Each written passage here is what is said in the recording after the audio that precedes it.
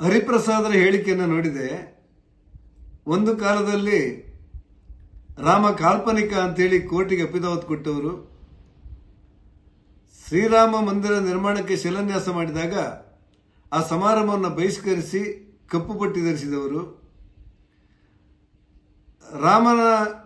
ರಾಮ ಮಂದಿರದ ಶಿಲಾನ್ಯಾಸಕ್ಕೆ ರಕ್ತದ ಓಕುಳಿ ಹರಿಯುತ್ತೆ ಅಂತ ಬೆದರಿಕೆ ಹಾಕಿದವರು, ಆ ಬಾಬರಿ ಮಸೀದಿಯನ್ನು ವಿಸರ್ಜನೆ ಮಾಡುವ ಸಂದರ್ಭದಲ್ಲಿ ರಾಮ ಭಕ್ತರನ್ನು ಗುಂಡಿಟ್ಟು ಕೊಂದು ಸರ್ವ ನದಿಗೆ ಎಸೆದವರು, ಇವತ್ತು ರಾಮನ ಬಗ್ಗೆ ತುಂಬ ಪ್ರೀತಿಯಿಂದ ಮಾತನಾಡುವುದು ಬಹಳ ಒಳ್ಳೆ ಬೆಳವಣಿಗೆ ಅಂತ ಅನಿಸುತ್ತೆ.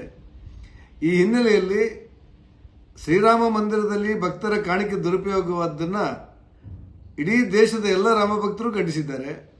ಆ ದುರುಪಯೋಗ ಮಾಡಿದವರ ಮೇಲೆ ಒಂದು SIT ರಚನೆ ಮಾಡಿ ಅದರ ಬಡ್ಡಿ ಸಮೇತ ವಸೂಲು ಮಾಡೋದ್ರ ಜೊತೆ ಆ ಶ್ರೀರಾಮನ ಕಾಣಿಕೆಯನ್ನು ಯಾರ್ಯಾರು ದುರುಪಯೋಗ ಮಾಡಿದ್ದಾರೆ ಅವರಿಗೆಲ್ಲರನ್ನ ಜೈಲಿಗೆಟ್ಟುವಂಥ ಕೆಲಸಗಳು ಕೂಡ ಆಗ್ತಾ ಇದೆ. ಉತ್ತರ ಪ್ರದೇಶದ ಮುಖ್ಯಮಂತ್ರಿ ಯೋಗಿ ಆದಿತ್ಯನಾಥ್ರವರು ರಾಮ ಮೆಚ್ಚುವಂಥ ಕೆಲಸವನ್ನು ಮಾಡ್ತಾರೆ ಅಂತ ಹೇಳಿ ಎಲ್ಲ ರಾಮ ಭಕ್ತರಿಗೆ ವಿಶ್ವಾಸ ಇದೆ.